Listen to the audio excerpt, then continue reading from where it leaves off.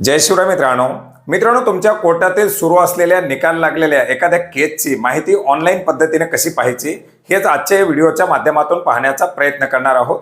मित्रांनो अगदी तालुका स्तरावरून जिल्हा कोर्ट असेल, हायकोर्ट असेल किंवा सुप्रीम कोर्ट असेल, याच्यामध्ये तुमची सुरू असलेली एखादी केस, पेंडिंग मध्ये असलेली केस, निकाल लागलेली केस किंवा तुम्हाला माहिती हवी असलेली इतरही कोणती केस असेल, अशा सर्व केसेसची माहिती आता तुम्ही ऑनलाईन पद्धतीने पाहू शकता।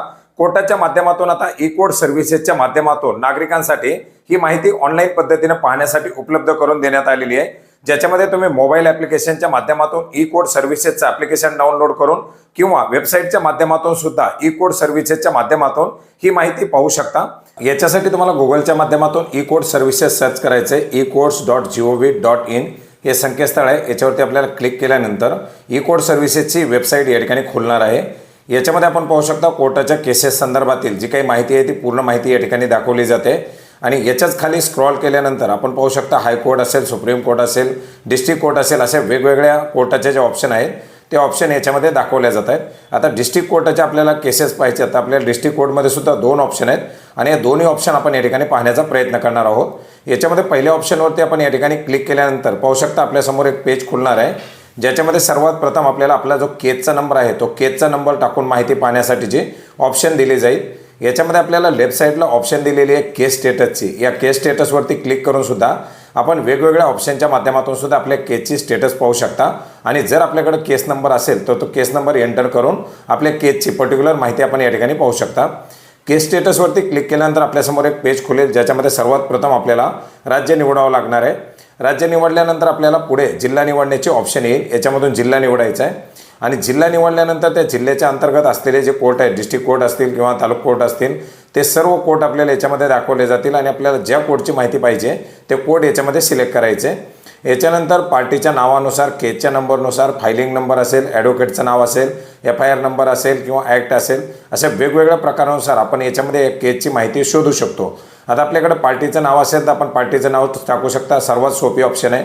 याच्यामध्ये समजा कॉमन सरनेम आहे पाटील, आपण पाटील टाकून सर्च केले। वर्ष 2023 निवडलेले, कारण 2023मध्ये फाईल झालेले केसेस आता सध्या सुरू आहेत। याच्यामध्ये आपण जे काही झालेले निकाल लागलेले दोन्ही प्रकारामध्ये निवडूयात।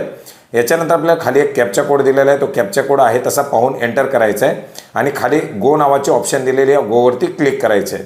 गोवरती क्लिक केल्यानंतर त्या कॉमन नावानुसार, आता आपण पाटील नावानं सर्च केले तर पाटील या पार्टीच्या नावानं जेवढे काही केसेस असतील त्या केसेस आपल्याला या ठिकाणी दाखवल्या जात आहेत। आता आपल्याला जर पूर्ण पार्टीचं नाव माहीत असेल तर पूर्ण नाव आपण या ठिकाणी टाकून सर्च करू शकता किंवा वकिलाच्या नावानं सुद्धा सर्च करू शकता। केसचा नंबर असेल तर पर्टिक्युलर त्याच केसची माहिती आपल्याला या ठिकाणी दाखवली जाणार आहे।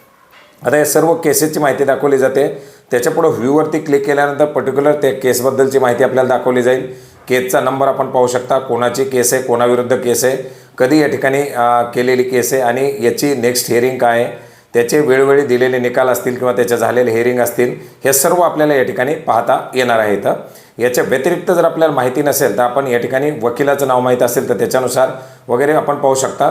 याच्या व्यतिरिक्त दुसरं कोर्ट असेल किंवा दुसरा जिल्हा असेल तर त्यानुसार सुद्धा आपण याच्यामध्ये अगदी सहजरित्या आपल्या कोर्ट केसची माहिती सर्च करू शकता। आता मित्रांनो याच्या व्यतिरिक्त आपण जर जिल्ह्याचं जे पोर्टल असेल कोर्टाचं त्यानुसार सुद्धा याच्यामध्ये माहिती पाहू शकता। याच्यासाठी आपण पाहू शकता राईट साईडला जे डिस्ट्रिक्ट कोर्ट ऑफ इंडियाची जी माहितीसाठी जो टॅब दिला आहे त्याच्यावरती क्लिक करायचं आहे। याच्यावरती क्लिक केल्यानंतर इंडियाचा नकाशा दाखवला जाईल। याच्यामध्ये आपल्याला जे आहे ते सर्वात पहिलं राज्य निवडायचे।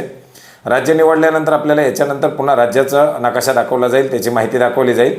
त्याच्यामधून आपल्याला जो जिल्हा माहिती पाहिजे त्या जिल्ह्याची या यादीमधून निवड करायची आहे।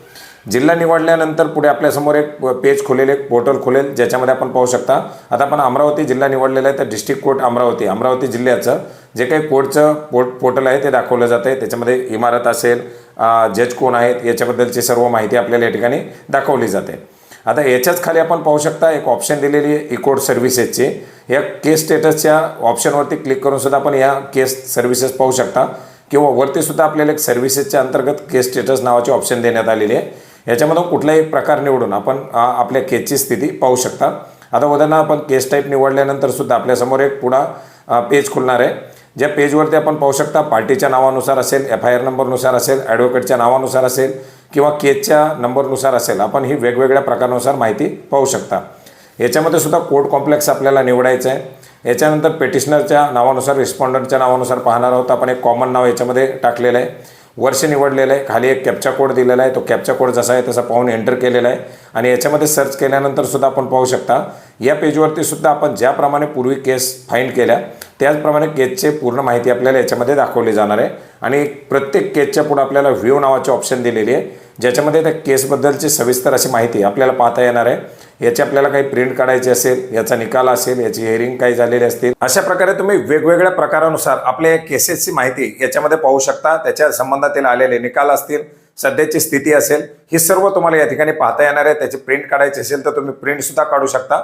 तर मित्रांनो, अशा प्रकारे कोर्ट केसेसच्या या ऑनलाईन माहितीच्या संदर्भातील ही एक महत्त्वाची अशी माहिती होती जी आपणास नक्की उपयोग पडेल अशी आशा करतो। भेटूयात नवीन माहितीसह, नवीन अपडेटसह। धन्यवाद।